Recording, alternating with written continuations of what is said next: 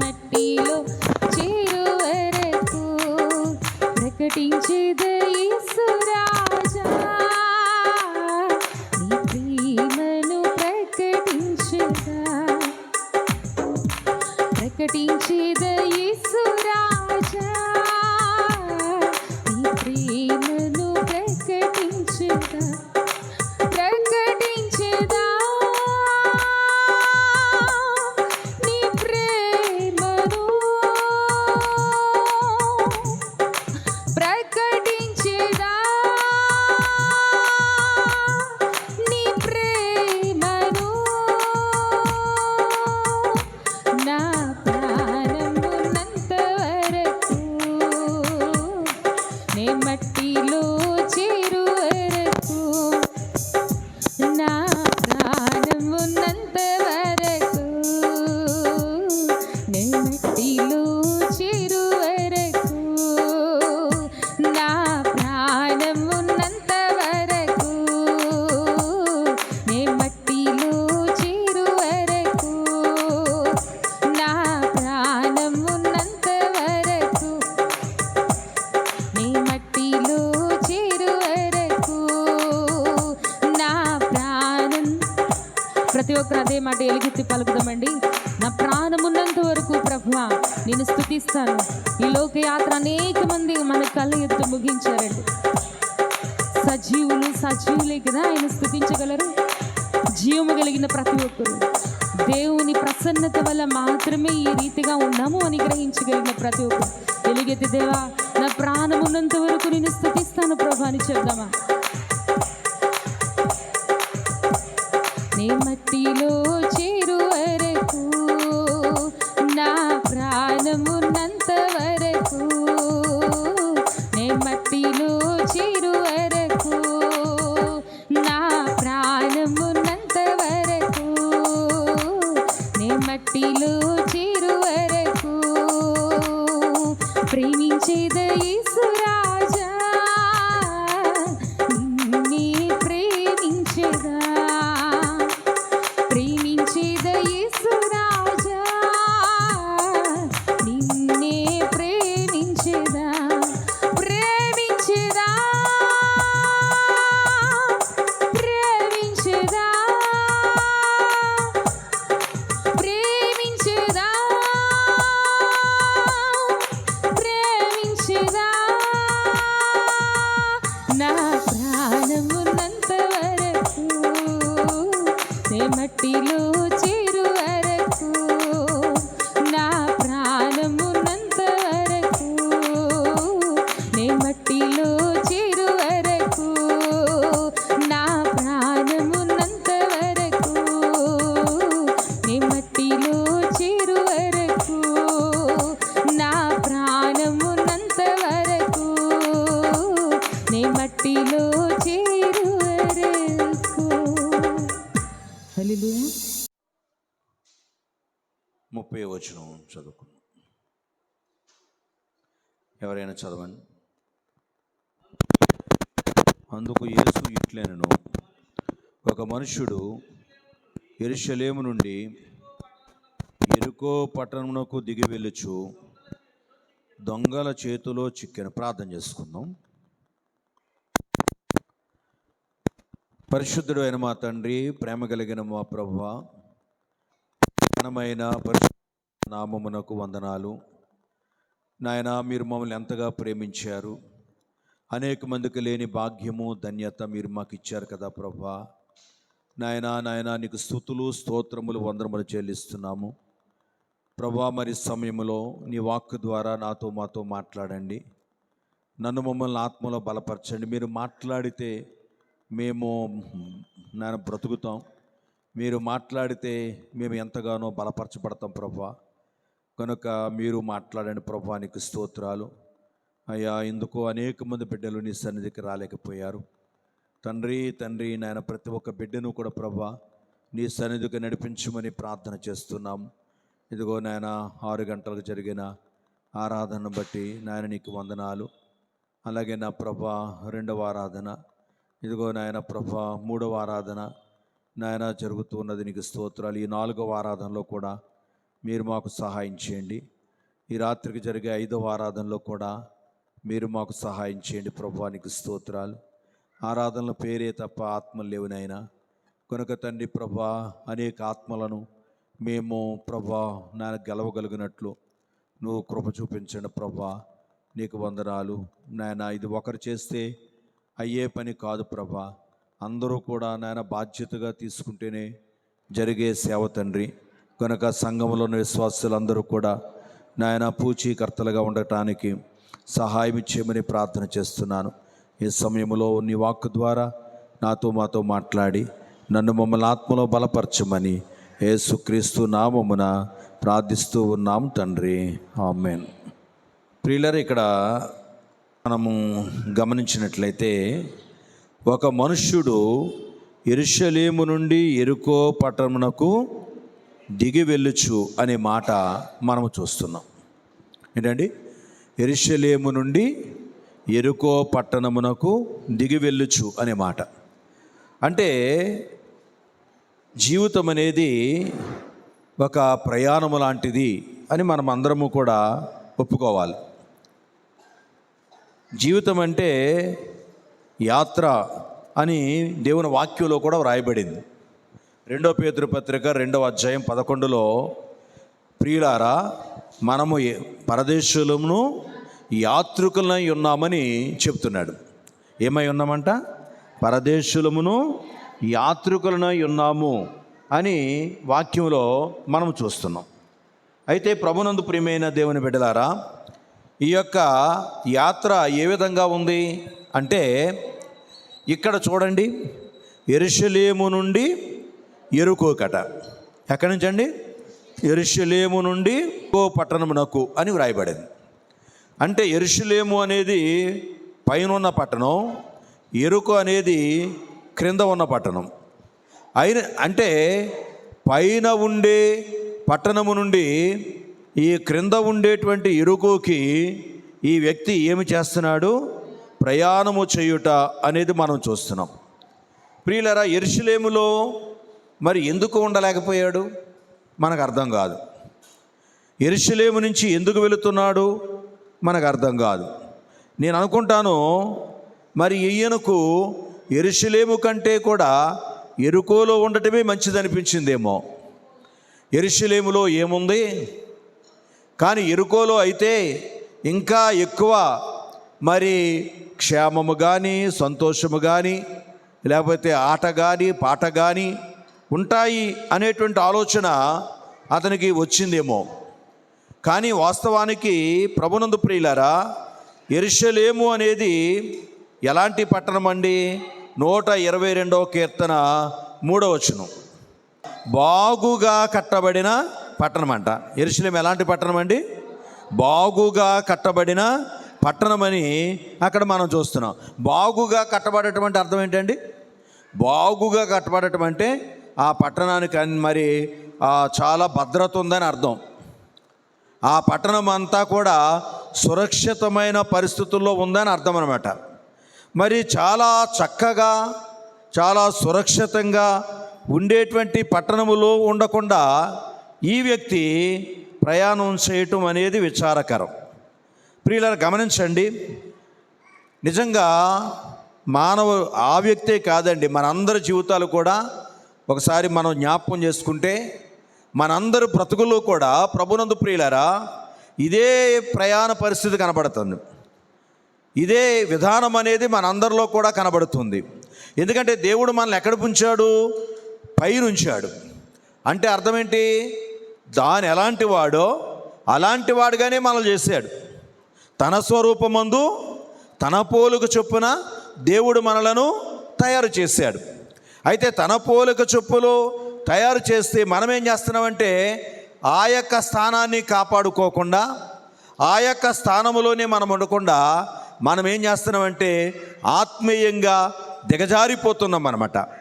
ఆత్మీయంగా ఏమవుతున్నామండి? దిగజారిపోతున్నాం. దేవుని వాక్యంలో ఉన్న మాట ఏంటంటే, ప్రసంగిలో 7వ అధ్యాయంలో ఉన్న మాట ఏంటంటే, ఆయన నరులను యథార్థవంతులుగా పుట్టించాడట. ఎలా పుట్టించాడంటండి? యథార్థవంతులుగా పుట్టించాడు. కానీ నరులు యథార్థవంతులుగా లేరు. రకరకాలుగా వాళ్ళు వివిధమైన తంత్రములను కల్పించుకుని దేవుడు ఇచ్చినటువంటి ఆత్మీయతను, దేవుడు ఇచ్చినటువంటి ఆ ఉన్నతమైన స్థాయిని మనం ఏం చేస్తున్నామంటే మనము కోల్పోతూ ఉన్నాం. దాన్ని మనము పోగొట్టుకుంటూ ఉన్నామని దేవుని వాక్యంలో మనం చూస్తున్నాం. చూడండి, యెరూషలేము గురించి మనం చూస్తే 125వ కీర్తన 2వ వచనంలో ఏమని వ్రాయబడింది? యెరూషలేము చుట్టూ పర్వతాలు ఉన్నాయట. ఏమున్నాయంటండి? చెప్పండి, ఏమున్నాయి? యెరూషలేము చుట్టూ పర్వతాలు ఉన్నాయి. చుట్టూ పర్వతాలు ఉన్నాయంటే అర్థం ఏంటండి?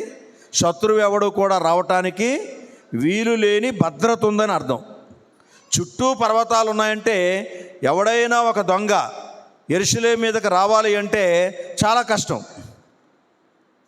చాలా కష్టం అనమాట. పర్వతాలు ఎక్కి రావాలంటే చాలా కష్టం. ఈ పర్వతం ఎక్కడం కష్టం, ఒకవేళ ఎక్కినా ఎవడో కంట్లో పడిపోతాడు.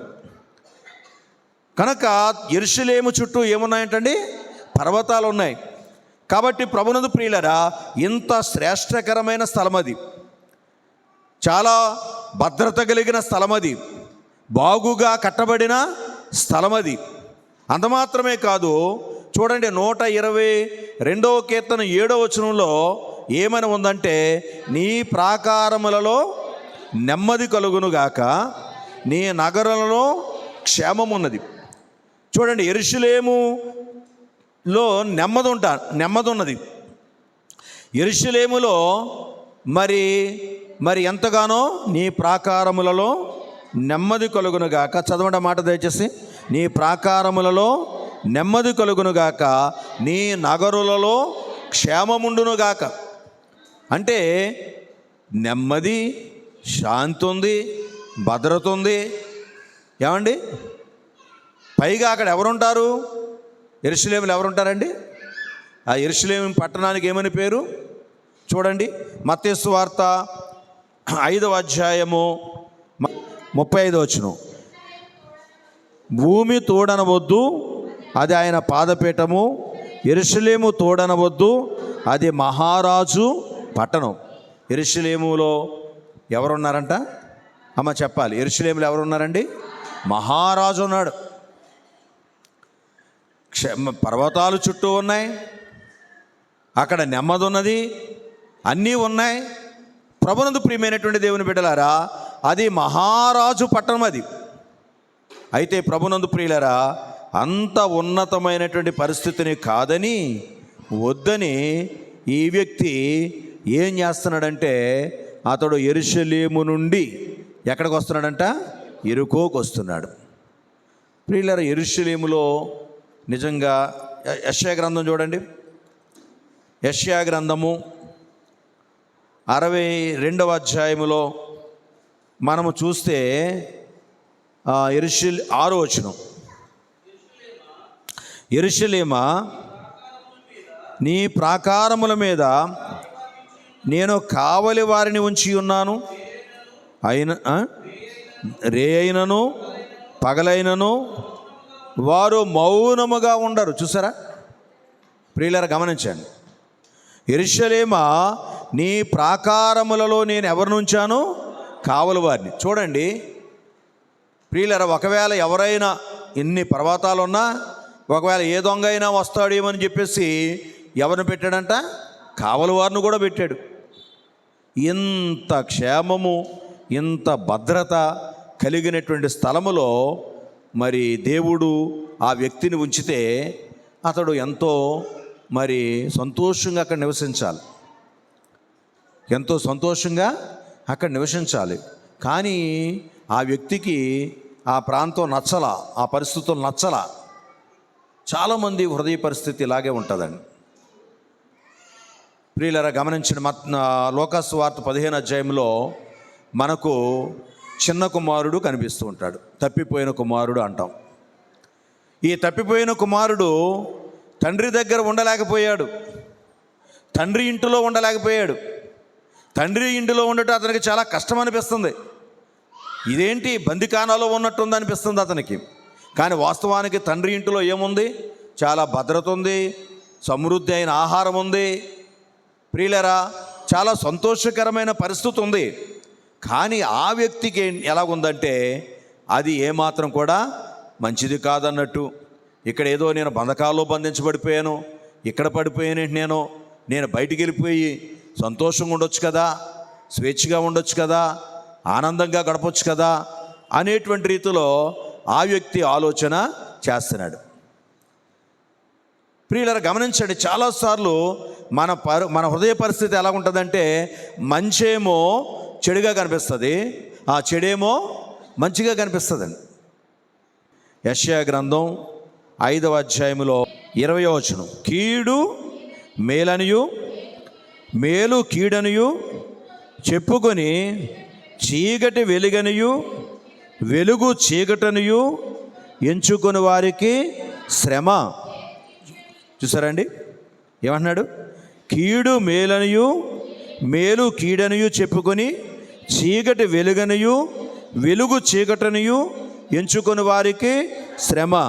చేదు తీపి అనియు తీపి చేదు అనియు ఎంచుకొని వారికి శ్రమ. చాలామంది మంచేమో చెడుగా భావిస్తారు, చెడ్డేమో మంచిగా భావిస్తారు. తీపేమో చేదుగా అనిపిస్తుంది, చేదేమో తీపిగా అనిపిస్తూ ఉంటుంది. నిజంగా మనకి మంచి బిర్యానీలు పెట్టారనుకోండి, అది మామూలుగా ఉన్నామనుకోండి, అబ్బా అంట చక్కగా తింటాం. అదే మనకు జ్వరం అనుకోండి, ఏమ్మా మనకు జ్వరం అనుకోండి, మనకు ఎలా ఉంటుంది? అది చెప్పండి, ఎలా ఉంటుంది? చేదుగా అనిపిస్తుంది. ఇదేంటి ఈ చేదు తీసుకొచ్చి నాకు పెట్టారేంటి అన్నట్టు అనిపిస్తుంది. ఎందుకంటే లోపల ఏముంది? విషం ఉంది, లోపల జ్వరం ఉంది, లోపల తేడా ఉంది. అందుచేత అది ఎలాగనిపిస్తుంది అంటే చాలా విషములాగా అనిపిస్తూ ఉంటుంది. ప్రియులారా గమనించండి, మన యొక్క జీవితాల్లో దేవుడు మనకిచ్చినటువంటి ఆధిక్యతను మనము గుర్తెరగాలి, దాన్ని మనం కాపాడుకోవాలి. దేవుడు మనల్ని అందరినీ కూడా ఎక్కడ ఉంచాడంటే యెరూషలేములో ఉంచాడు. ఇంతకీ యెరూషలేము అంటే ఏంటంటే దేవుని యొక్క సన్నిధి, దేవుని యొక్క సహవాసం అని అర్థం. యెరూషలేము అంటే దేవుడు మనలను తన సన్నిధికి తన సహవాసానికి ఆయన ఏర్పాటు చేసుకున్నాడు. ఆయన మహోన్నతమైన ఆ భాగ్యాన్ని మనకిచ్చాడు. యెరూషలేము అనేది ఎత్తైన స్థలంలో ఉంది. అంటే మనలను లోకములో ఉన్న వారందరితో సమానంగా ఉంచకుండా మనలను పైకెత్తాడు. లోకాన్ని నుంచి పాపాన్ని నుంచి వేరు చేసి మీరు నా బిడ్డలు, మీరు ప్రత్యేకంగా ఉండండి అని ఒక ఉన్నతమైన స్థాయిని దేవుడు మనందరికీ కూడా ఏర్పాటు చేశాడు. అయితే ప్రభునందు ప్రియులారా, మనకు అది సంతోషంగా ఉంటూ ఉన్నదా? అక్కడ మనము ఆనందంగా ఉండగలుగుతున్నామా? అక్కడ మనం ఇంకనూ దేవుని యొక్క సన్నిధిని సంపాదించుకోగలుగుతున్నామా? లేకపోతే ఆ వ్యక్తిలాగా ఎరుకోగెలిపోవాలి, అక్కడ తాగుతున్నట్టు కనబడుతున్నారు. ఎందుకంటే పైనుంచి చూస్తే కనబడుతుంది కదా, చూస్తే ఓహో బలతో అక్కడ బాగా ఎంజాయ్గా ఉన్నట్టున్నారు, వాళ్ళు బాగా తాగుతున్నట్టున్నారు, ఆనందంగా ఉన్నట్టున్నారు, కాబట్టి నేను కూడా అక్కడికి వెళ్ళిపోవాలని చెప్పి ఆ వ్యక్తి అనుకున్నట్టు ఈ రోజున చాలామంది దేవుడు ఒక ఉన్నతమైన స్థాయినిచ్చి మీరు ఇక్కడ ఇలా ఉండండి అని అంటుంటే చాలామంది దాన్ని కాపాడుకోలేనటువంటి వారిగాను, దానిని ఏమాత్రము కూడా భద్రంగా మనము పట్టుకోలేనటువంటి వారిగాను ఒకవేళ మనము జీవిస్తున్నామేమో అనేది మనం చూసుకోవాలి. అంత ఉన్నతమైనటువంటి యెరూషలేమును విడిచిపెట్టాడు. ఎక్కడికి వెళుతున్నాడండి? యెరికోకి. యెరికో పరిస్థితులు ఏంటి? అందులో ఏమైనా ఆశీర్వాదం ఉందా? యెరికోలో ఏమైనా సంతోషం ఉందా? యెరికోలో ఏమైనా మరి మేలు ఉన్నదా? చూడండి దేవుని వాక్యంలో యెహోషువ గ్రంథం 6వ అధ్యాయం 26వ వచనం. ఆ కాలమున యెహోషువ జనుల చేత శపథము చేయించి వారికి ఎలాగూ ఆజ్ఞాపించెను, ఎవడు యెరికో పట్టణమును కట్టించపూనుకొనునో వాడు యెహోవా దృష్టికి శాపగ్రస్తుడగును. వాడు దాని పునాది వేయగా దాని జ్యేష్ఠ కుమారుడు చచ్చును, దాని తలుపులను నిలువనెత్తగా వాని కనిష్ట కుమారుడు చచ్చును. చూసారా? ప్రభునందు ప్రియమైనటువంటి దేవుని బిడ్డలారా, ఇక్కడ ఈ యొక్క యెరికో అనేది శపించబడిన స్థలం. అది ఈ శపించబడినటువంటి ఆ యొక్క స్థలములో ప్రభునందు ప్రియమైనటువంటి దేవుని బిడ్డలారా, మరి మనిషి దిగజారిపోతున్నట్టుగా అక్కడికి ఆ ప్రయాణం చేస్తున్నట్టుగా మనము చూస్తున్నాము. కనుక ప్రభునందు ప్రియులరా, మరి అది ఏమీ కూడా భద్రత కలిగిన స్థలం కాదు, క్షేమం కలిగిన స్థలం కాదు, ఆహారం ఉన్న స్థలం కాదు, సంతోషం ఉన్న స్థలం కాదు, సమృద్ధి ఉన్న స్థలం కాదు. కానీ అక్కడికి ఈ రోజున మనుషులు, దేవుడు మనలను పరిశుద్ధత అనేటువంటి యెరూషలేములో ఉండమంటే మనము ఎక్కడికి ప్రయాణం చేస్తున్నాం? పాపము అనేటువంటి ఆ దిగువకు మనము దిగజారిపోతూ ఉన్నాం. యథార్థత అనేటువంటి యెరూషలేములో దేవుడు మనల్ని ఉండాలని కోరుకుంటుంటే మనము మరి యథార్థత లేనటువంటి హీనమైనటువంటి స్థితికి మనము దిగజారిపోతూ ఉన్నాం. కనుక ప్రభునందు ప్రియులారా, నిజంగా యెహోషువ మాట అక్షరాల నెరవేరింది. చూడండి, మొదటి రాజుల గ్రంథము 16వ అధ్యాయము 34వ వచనం. అతని దినములలో బెతేలీయుడైన హియేలు యెరికో పట్టణమును కట్టించెను. అతడు దాని పునాది వేయగా అబీరాము అను జ్యేష్ఠపుత్రుడు చనిపోయాను. దాని గౌనులనెత్తగా సెగూబు అను అతని కనిష్ట పుత్రుడు చనిపోయాను. చూసారా? ఏమండి, కొన్ని సంవత్సరాలు అయిపోయింది ఈ మాట చెప్పి. ప్రియులరా, కొన్ని సంవత్సరాలు అయిపోయింది ఈ మాట చెప్పి. కానీ ఒక వ్యక్తి ధైర్యం చేసి అనుకున్నాడు, అలాగే అంటారు, అలా జరుగుతుందా అని చెప్పేసి అనుకుని, చాలా కాలం అయిపోయింది కదా అనుకుని ప్రయత్నం చేశాడు. కానీ ప్రభునందు ప్రియులరా, చాలా కాలం అయిపోయినప్పటికీ కూడా అలాగా యెహోషువ చెప్పినట్టు పునాది వేసేసరికి జ్యేష్ఠ కుమారుడు చనిపోయాడు, తలుపులు ఎత్తేసరికి ఆ కనిష్ట కుమారుడు చనిపోయాడు. అప్పుడే కాదండి, ఆ తర్వాత చాలా రోజుల తర్వాత చూడండి ఎలాగుందో. 2వ రాజుల గ్రంథం 2వ అధ్యాయం 19వ వచనం. అంతటా పట్టణపు వారు, ఈ పట్టణమున్న చోటు రమ్యమైనదని మా ఏలిన వాడవగు నీకు కనబడుచున్నది కానీ నీళ్లు మంచివి కావు. చూసారండి అమ్మ, యెరూషలేము పట్టణం గురించి వ్రాయబడిన మాట ఇది. అక్కడ ఏమి మంచిది కాదంట? నీళ్లు మంచిది కాదు. అమ్మ, ఒకటి బాగా గుర్తుపెట్టుకోండి, నీళ్లు మంచివి కాకపోతే ఆరోగ్యంగా ఉంటామా? అక్కడ ఏమీ లేదనమాట, ఆరోగ్యం లేదు. అసలు నీళ్లు మంచివి కాకపోతే బ్రతకటానికి అవకాశం ఉందా? అక్కడ బ్రతకడానికి కూడా అవకాశం లేదు. అంటే నీళ్లు లేని చోట మరణం ఉంటుంది. కాబట్టి అక్కడ రాయబడిన మాట ఏంటంటే, అక్కడ ఉన్న వాళ్ళందరూ కూడా ఎక్కువ మంది చనిపోతున్నారు. యెరికోలో ఎవరైతే ఉంటున్నారో వాళ్ళు ఎక్కువ మంది ఏమైపోతున్నారండి? చనిపోతున్నారు. అది శాపగ్రస్తమైన స్థలం. కాబట్టి ప్రభునందు ప్రియమైన దేవుని బిడ్డలారా, గమనించండి, నీళ్లు మంచిది కాకపోతే ఏమీ కూడా క్షేమం లేదు. కాబట్టి యెరికోకి ఇతను వెళ్ళటం అనేది ఎంత విచారకరమండి. అతని గురించి కాదు, మన గురించి ఆలోచించుకుందాం. మనం ఏంటి, యథార్థత అనేది మనకెంతో క్షేమం. కానీ అక్కడ మనం ఉండలేకపోతున్నాం. మోసం, అంత యుక్తి, వేషధారణ, అది మనకేం క్షేమం? అక్కడ మనం జీవాన్ని ఏం పొందుకోగలం? అందులో మనకు భద్రత ఎక్కడుంది? కానీ ఈ రోజున చాలామంది జీవితాల్లో ప్రభునందు ప్రియులారా యెరికోకి ప్రయాణం చేస్తున్నారు. అప్పోని మీరు పాత నిబంధన విషయాలు కాదండి, కొత్త నిబంధనలోకి రండి అని అన్నారనుకున్నాం. చూడండి, ఒకసారి కొత్త నిబంధనలోకే వద్దాం. లూకాసు వార్త 18వ అధ్యాయం 35వ వచనం. ఆయన యెరికో పట్టణమునకు సమీపించినప్పుడు, చూసారండి, అక్కడ ఒక గుడ్డివాడు కనబడుతున్నాడు. ఆ పట్టణములో మరి శాపం అనేది ఉంటుందన్నమాట. గుడ్డివాళ్ళుగా ఉంటారు, లేకపోతే బలహీనులుగా ఉంటారనమాట. నిజంగా నాకు చాలా విచిత్రం అనిపించింది. ఏంటంటే నేను 2014లో యెరూషలేం వెళ్ళాం. దేవుని కృపను బట్టి, మీ అందరి ప్రార్థనలు బట్టి 2014లో యెరూషలేం వెళ్ళినప్పుడు నిజంగా ముందు ఆ యెరికోకి తీసుకెళ్ళారు. యెరికో పట్టణం అంతా ఎలాగుందంటే ఈరోజు కూడా అభివృద్ధి అవ్వలేదు. యెరికో పట్టణం అనేది ఈరోజు కూడా అభివృద్ధి అవ్వలేదండి. అక్కడ పచ్చదనమే కనబడదు. యెరికోలో కనుక చూస్తే మీరు నెట్లో కొట్టి చూసినా మీకు తెలిసిపోద్ది. యెరికోలో పచ్చదనమే కనబడదు. తర్వాత బిల్డింగుల విషయానికి వచ్చామనుకోండి, కట్టడానికి ఎత్తెత్తులుగా కట్టేశారు, కానీ ఒక్క బిల్డింగు కూడా ప్లాస్టింగు ఉండదు, ఏ రంగులు కూడా వేయరు.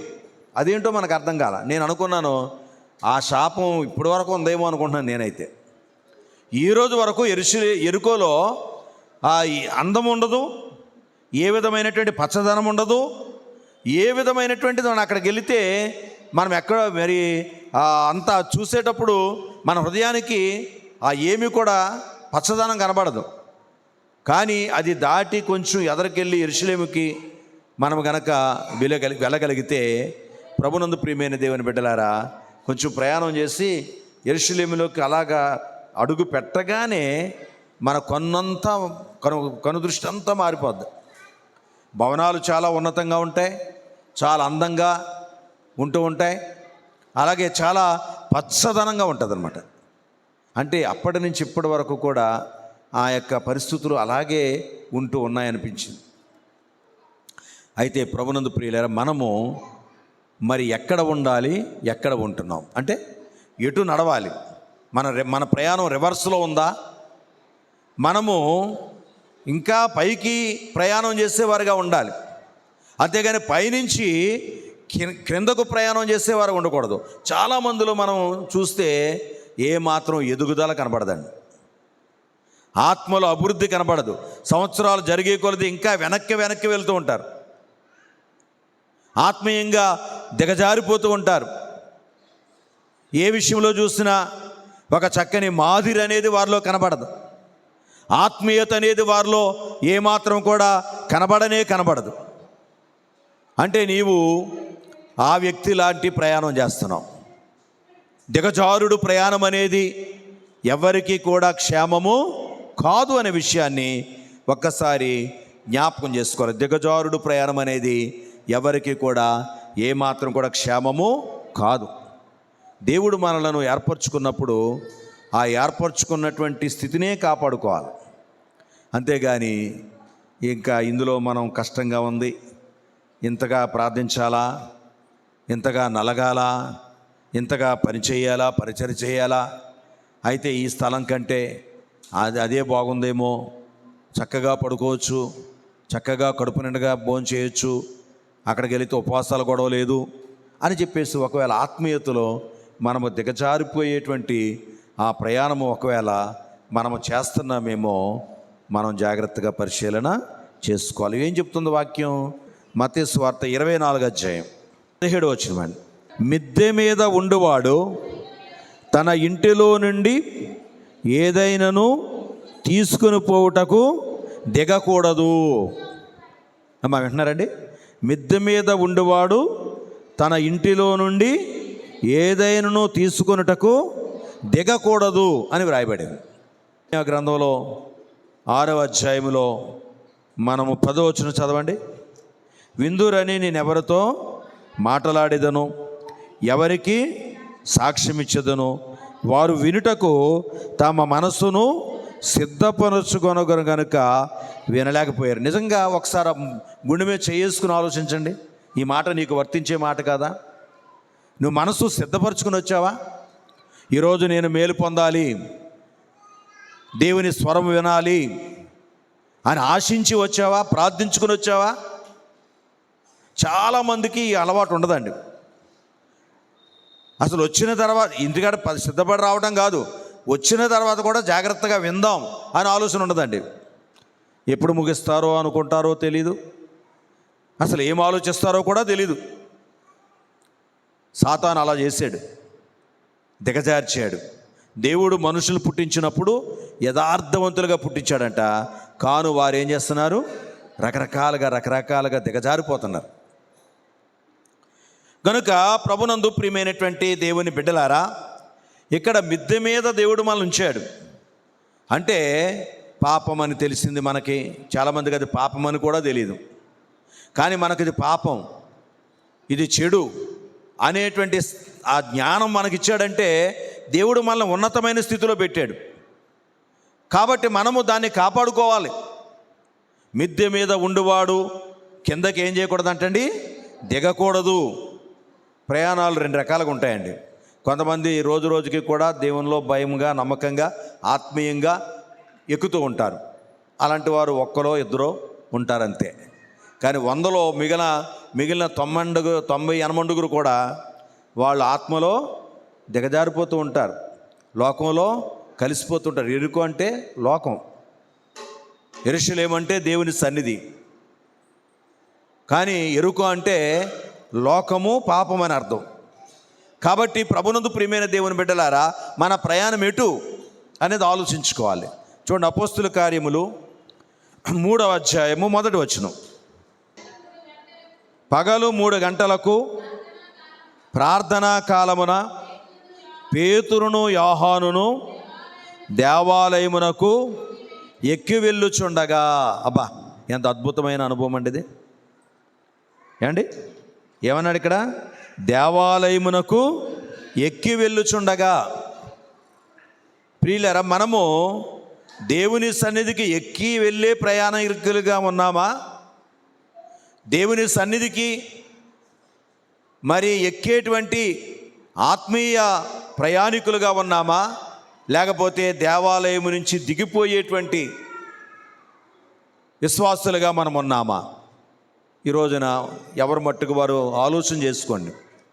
మీ హృదయాలు పరీక్ష చేసుకోండి, మీ హృదయాలు పరిశీలన చేసుకోండి. మనము దినదినానికి కూడా ఆ ఎక్కేటువంటి వారిగా మనం ఉంటున్నామా? కాబట్టి ఇక్కడ పేతురు యోహానుల గురించి వ్రాయబడిన మాట ఏంటంటే, వారు ఎక్కు వెళ్ళుచుండగా. దేని కొరకు ఎక్కుతున్నారంటండి? ప్రార్థనా కాలమున అని ఉంది. అంటే దేని కొరకు ఎక్కుతున్నారని అర్థం? ప్రార్థన కొరకు ఎక్కుతున్నారు. దేవునికి స్తోత్రం చెప్పండి, దేవునికి స్తోత్రం. దేవుడు మనల్ని మిద్దె మీద ఉండమంటున్నాడు.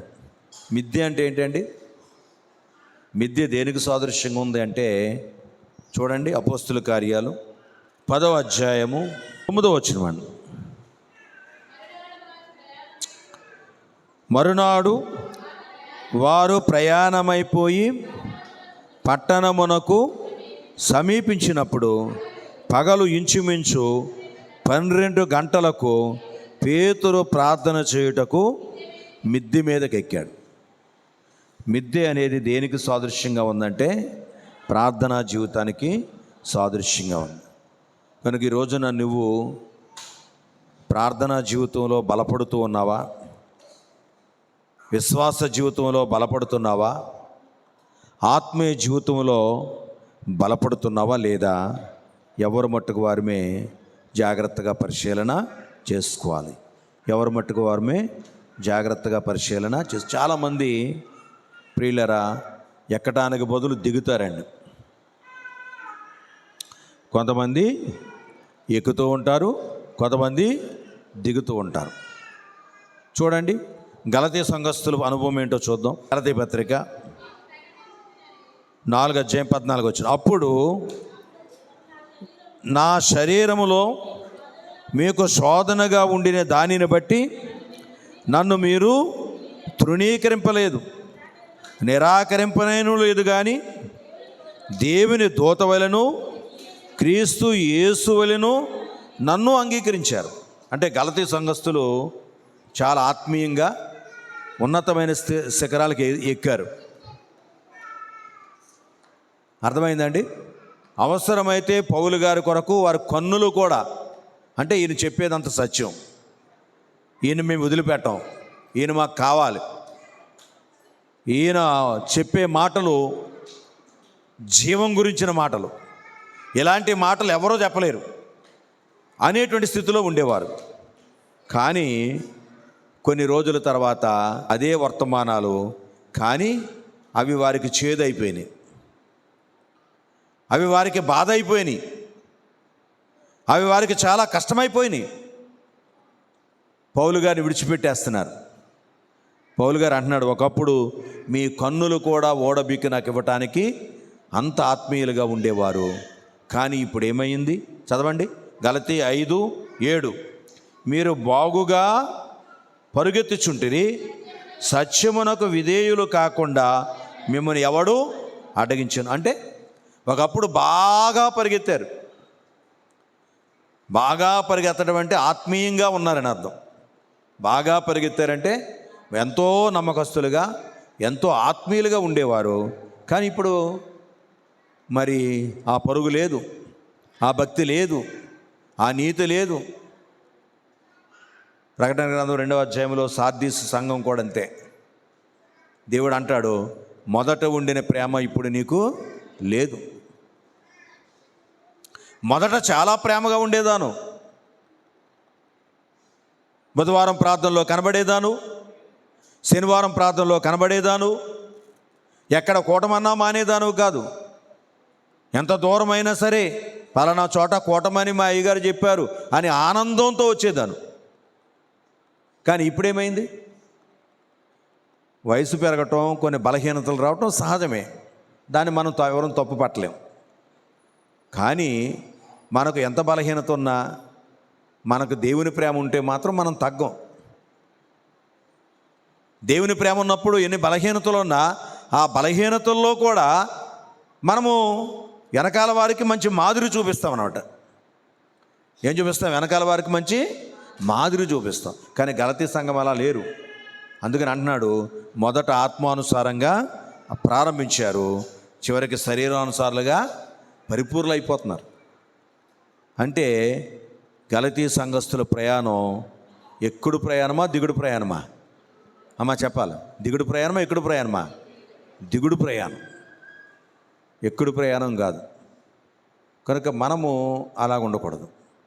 మన ప్రయాణం ఎక్కే ప్రయాణం ఉండాలి, దిగే ప్రయాణం ఉండకూడదు. చూడండి, రూతు గ్రంథం చూడండి.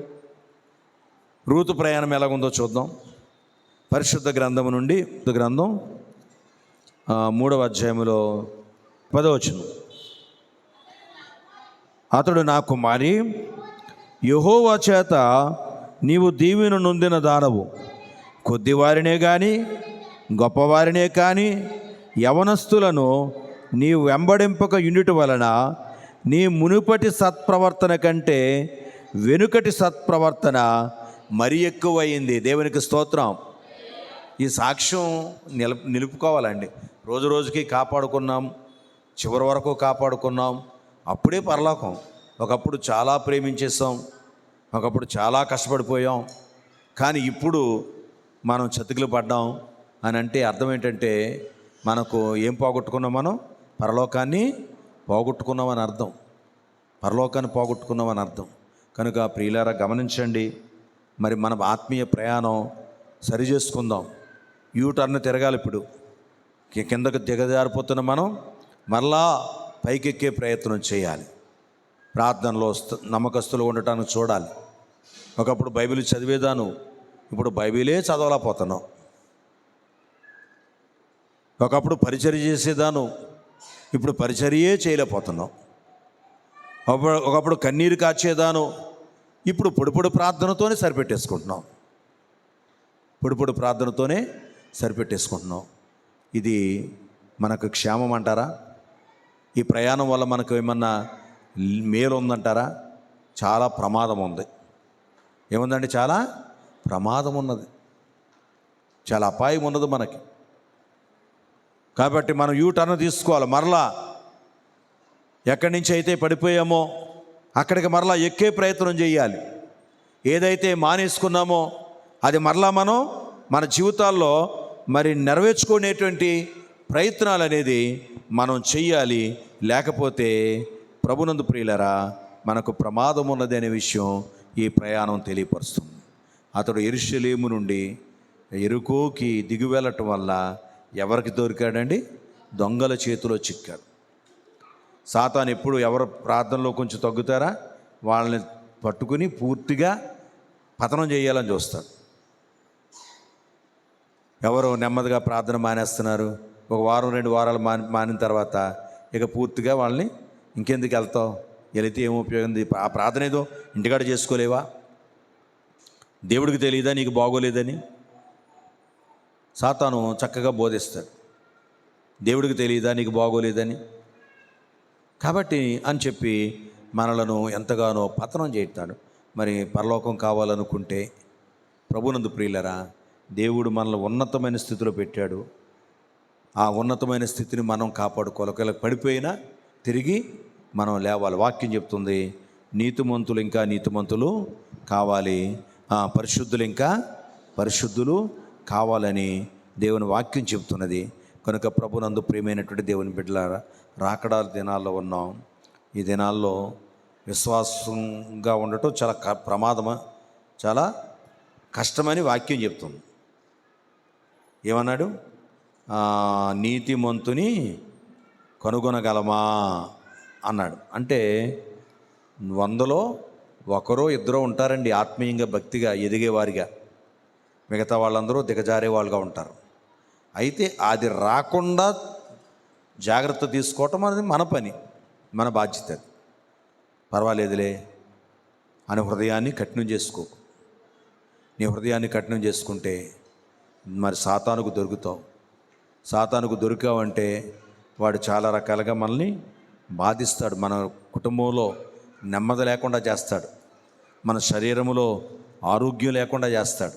అన్ని విధాలా కూడా వాడు ఎంతగానో మనలను ఇబ్బంది పెడతాడు.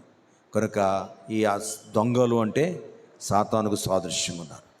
కనుక వాడికి దొరకకముందే, ఇంకా దేవుని కృప నీతో ఉంది కాబట్టి, నీ మీద ఉంది కాబట్టి సాతానుకి దేవుడు నిన్ను అప్పగించలేదు.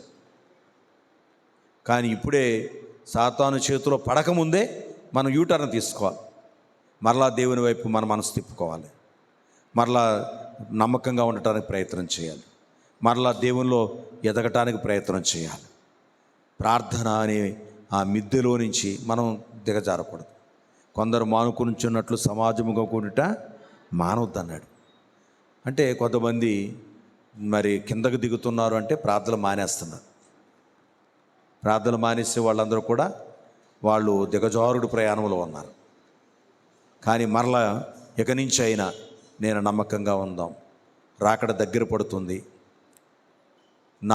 నా యొక్క ప్రాణం పోయే పరిస్థితులు కూడా దగ్గర పడుతున్న వయసు గడుస్తుంది. 35 అయింది, 35 40 అయింది, 40-45 అవుతుంది. రోజులు గడుస్తున్నాయి, సంవత్సరాలు గడుస్తున్నాయి. మరణానికి దగ్గర అవుతున్నాను. కాబట్టి ఇదే ప్రయాణంలో ఉంటే పాతాళానికి వెళ్ళిపోతాను. తిరిగి ప్రయాణం మార్చుకుని దేవుని వైపు ఎత్తుకుని మనము ముందుకు సాగితే మన కొరకు పరలోకం అనేది దేవుడు సిద్ధపరిచించాడు. కనుక తండ్రి ఇంటిలో ఉన్న తప్పిపోయిన కుమారుడికి సమృద్ధిగా ఉండేది, ఆకలి అనేది ఎరగని పరిస్థితి, సంతోషంగా ఉండేవాడు, ఆనందంగా ఉండేవాడు. కానీ అక్కడ కొన్ని రూల్స్, కొన్ని రెగ్యులేషన్స్ వల్ల తండ్రి ఉదయాన్నే లేపేవాడు, 5 గంటలకు ప్రార్థన చేయమనేవాడు. ఏదన్నా తినకూడదు తింటే ఎందుకురా అలా తిన్నావు, ఎందుకు అలా తాగావు అనేవాడు. ఆ పద్ధతుల్లో అతనికి ఇష్టము లేక అతడు దూరంగా, అంటే దిగజారుడు ప్రయాణం, ఉన్నతమైన స్థితిలోంచి కిందకు దిగజారిన ప్రయాణం చేసి ఆ తర్వాత దొంగల చేతిలో చిక్కితే ఎన్ని బాధలు పడ్డాడో మనందరికీ తెలుసు. కనుక మనమందరము కూడా మన ఆత్మీయ జీవిత యాత్ర క్రిందకా పైకా అనేది మనం పరిశీలన చేసుకోవాలి. మనం భూమి మీద ఉన్నాం, మన ప్రయాణం అటు పాతాళానికైనా అవుతుంది, లేకపోతే అటు పరలోకానికైనా అవుతుంది. నీ ప్రయాణం ఒకవేళ పాతాళానికైతే నువ్వు అనుకున్నంత ఎవరు చూసి వచ్చారులే, ఆ తర్వాత ఏం జరుగుతుందో ఆ తర్వాత విషయం నేను ఇప్పుడు ఆలోచించిన నేనేమీ చేయలేను అని సింపుల్గా నువ్వు అనుకుంటే కాదు.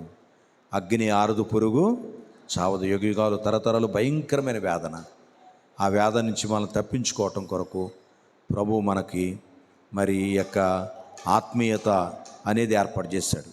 దేవుని మందిరం అనేది ఇచ్చాడు, సంఘం అనేది ఇచ్చాడు, వాక్యం అనేది ఇచ్చాడు.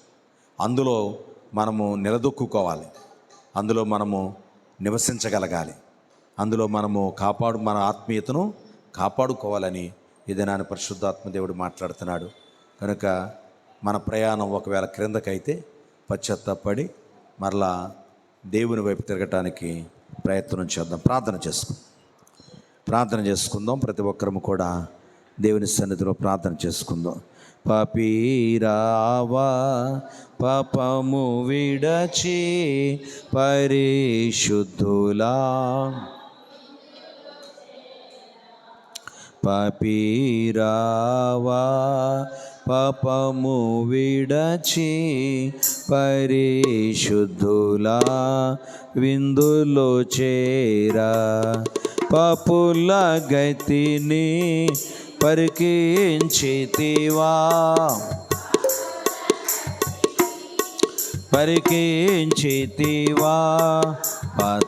పాతాళంబే పర్యంతం, పాతాళంబే పర్యంతం. సిలువ చెంత చేరిన నాడు కలుషములను కడిగివేయు, సిలువ చెంత చేరిన నాడు.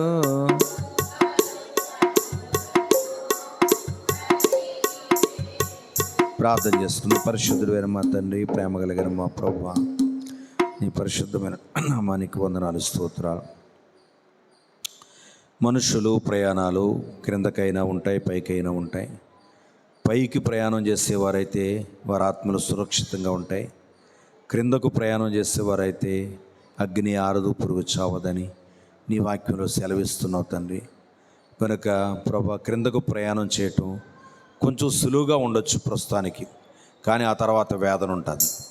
పైకి ప్రయాణం చేయటం అనేది ప్రస్తుతానికి కొంచెం కష్టం అనిపించవచ్చు, కానీ తర్వాత ఫలితం చాలా బాగుంటుంది. ఈ విషయము ప్రతి ఒక్కరు అర్థం చేసుకుని, ప్రభా, సులువైనటువంటి మార్గాన్ని కోరుకుని మరి వేదనకరమైన స్థలానికి వెళ్ళేవారుగా కాకుండా కష్టమైన మార్గాన్ని ఎంచుకుని ఆనందకరమైన నీ రాజ్యములోనికి యాత్ర చేసే బిడ్డలుగా మేము ఉండగలుగునట్లు సహాయం చేయండి. మాకు ఇచ్చిన స్థానాన్ని మేము కాపాడుకోవాలి. మమ్మల్ని మిద్దె మీద పెట్టావు కాబట్టి కిందకు దిగొద్దన్నావు, దేని కొరకు దిగొద్దన్నావు, ఏ వస్తువు కొరకు దిగొద్దన్నావు ప్రభు. అంటే రక్షణ అంత విలువైంది, దాని ముందు ఏది పనికిరాదు అని చెబుతున్నావు తండ్రి. ఈ విషయం అర్థం చేసుకుని ప్రతి ఒక్కరము కూడా ప్రభా మేము కాపాడుకోవాలి. చివరికి మా ప్రాణం కూడా గొప్పది కాదు రక్షణ ముందు. కనుక తండ్రి ప్రభా, మా ప్రాణాన్ని కాపాడుకునే ప్రయత్నంలోనైనా మేము ఆత్మీయంగా దిగజారకూడదు. ఇలాంటి లోతైన భక్తి ప్రతి ఒక్క బిడ్డ చేయగలిగినట్లు సహాయం చేయమని యేసుక్రీస్తు నామమున ప్రార్థిస్తూ ఉన్నాం తండ్రి. ఆమేన్.